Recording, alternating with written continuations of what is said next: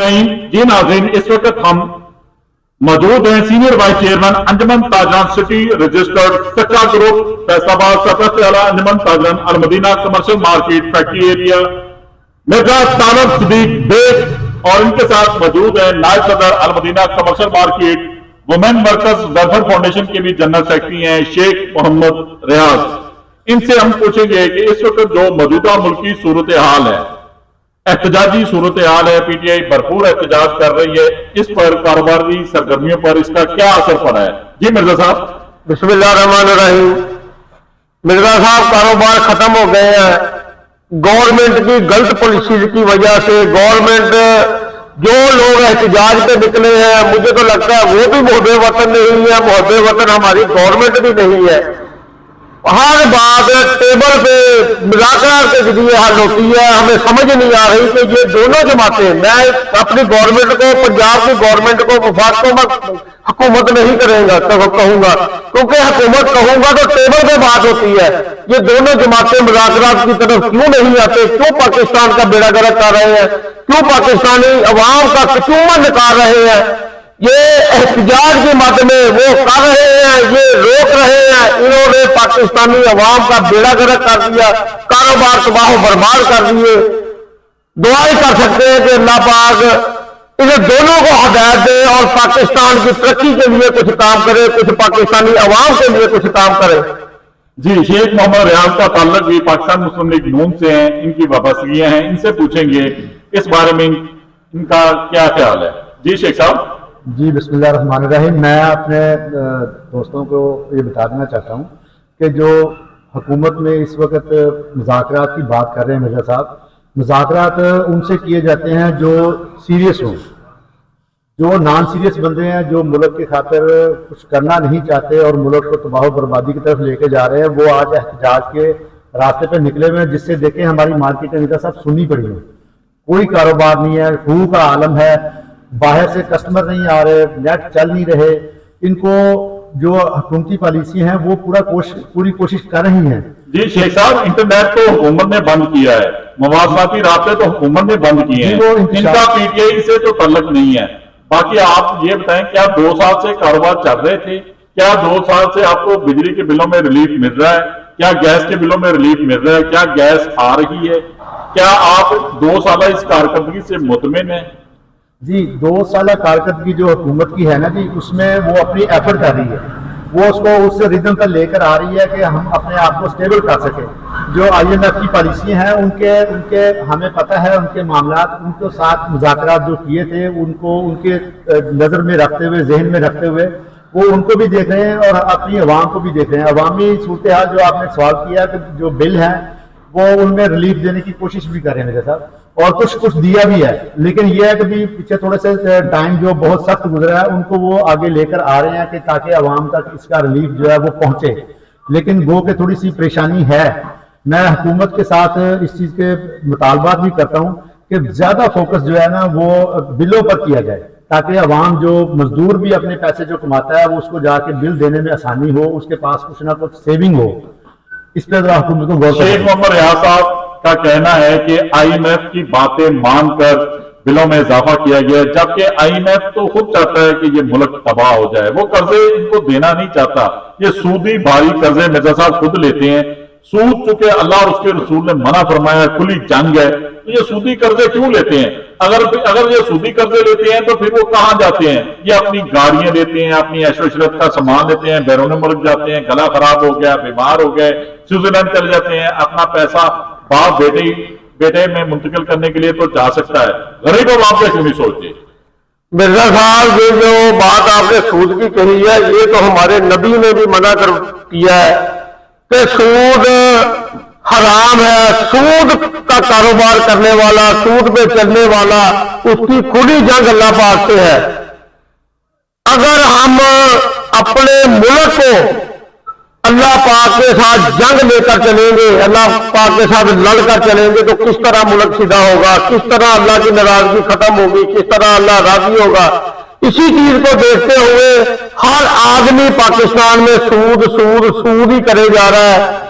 PTI 19 के दौर में जब इमरान खान की हुकूमत थी, 22-23 हजार अरब डॉलर से 47-48 हजार अरब डॉलर आप पे कर्जा चढ़ाकर अपनी एजेंसियां करके वो भी चले गए, ये भी इस तरफ यही काम कर रहे हैं।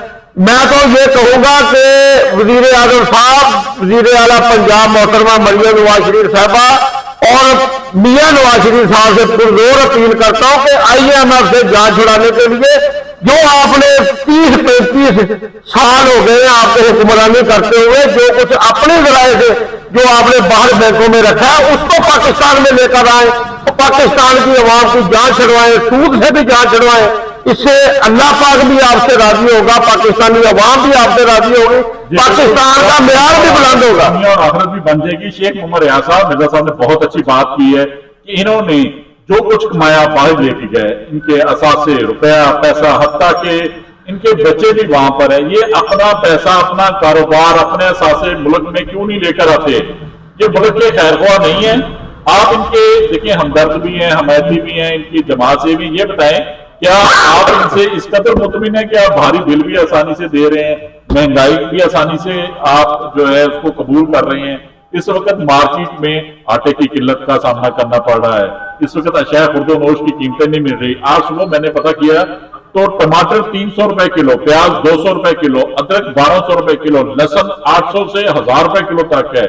यही हाल मटरों का है, 320 से लेके 400 रुपए किलो मटर मिल रहे हैं, 180 रुपए किलो आलू मिल रहे हैं। और आप बताइए क्या ये हुक्मरान मुल्को कौम के खैर ख्वाह नहीं?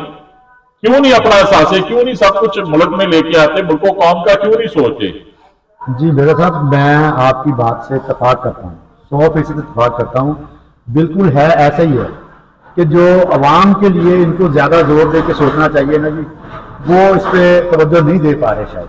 दूसरा ये जो महंगाई का जो दौर है, ये जो हमारे इंतशारी पार्टी निकली हुई है जिन्होंने एहतजाज की कालें दी हैं, उस वजह से हमारे जो ज़राए आमदोरफ्त हैं वो हमारे डिस्टर्ब होते हैं, जिसकी वजह से ये सब्जियाँ और फल वगैरह ये पिछले एक हफ्ते से बहुत ज़्यादा महंगे हो रहे हैं।